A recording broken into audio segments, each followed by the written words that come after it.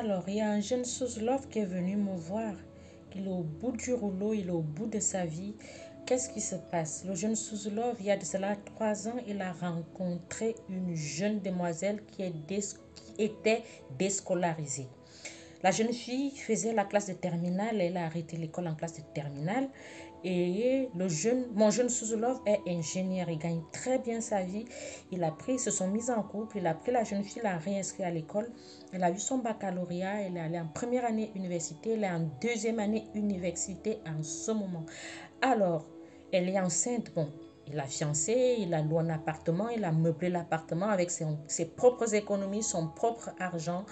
Alors, ce qui est là, c'est qu'ils ne vivaient pas encore ensemble parce qu'ils voulaient vraiment s'installer ensemble après le mariage. La jeune fille est enceinte de 6 mois.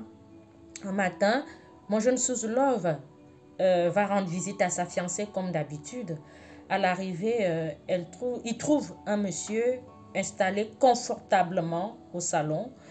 Il dit bonjour au monsieur. La jeune Suslov prend sa fiancée, prend la parole, lui dit bonjour. Je te présente le père de mon enfant. C'est aussi un étudiant en deuxième année université.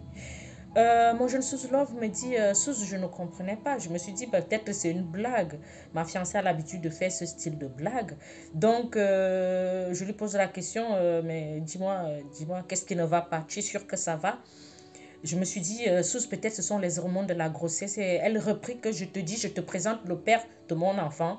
C'est mon camarade. Voilà, il est étudiant comme moi. Je ne voulais pas te dire parce que je ne voulais pas te blesser. Comme tu le trouves là, comme il est vraiment...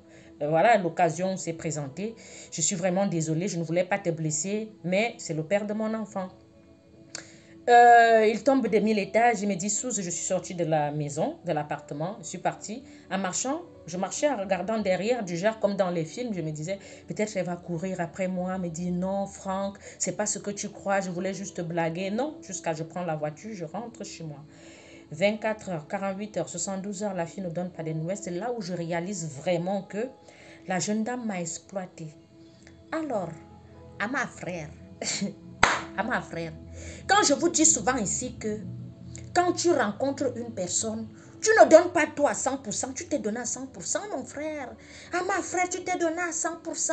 Il y a les gens ici qui se mettent en couple avec vous parce qu'ils savent que pour bénéficier de certains avantages. Tu as rencontré la fille, elle était au sur-quartier, elle ne faisait rien. Tu as pris la fille, tu as commencé à tout donner. Ah, voilà donc. Quand on vous dit on ne met pas tous les œufs dans un même panier, on donne avec modération. Tu ne peux pas prendre toutes tes économies, tu vas louer l'appartement à une fille, tu l'inscris à l'école, tu es son père, tu l'as épousé. C'est vrai que le mariage aussi ne garantit rien.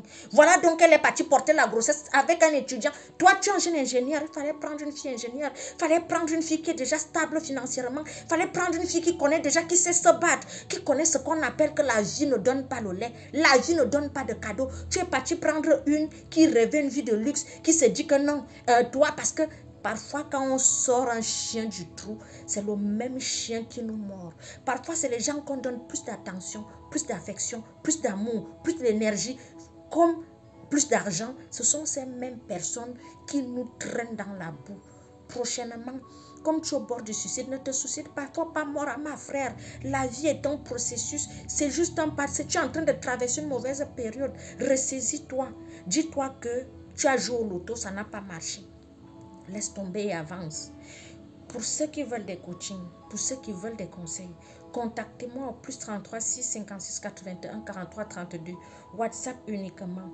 Avant de prendre certains engagements, rassurez-vous, si la personne vous aime sincèrement, si la personne n'est pas là par rapport à certains avantages, si la personne n'est pas là pour vous exploiter, à un moment donné, la vie de couple se construit à deux et non une seule personne. Donc faites attention à vous, aidez, mais ne soyez pas bêtes. Aidez, mais ne donnez pas tout.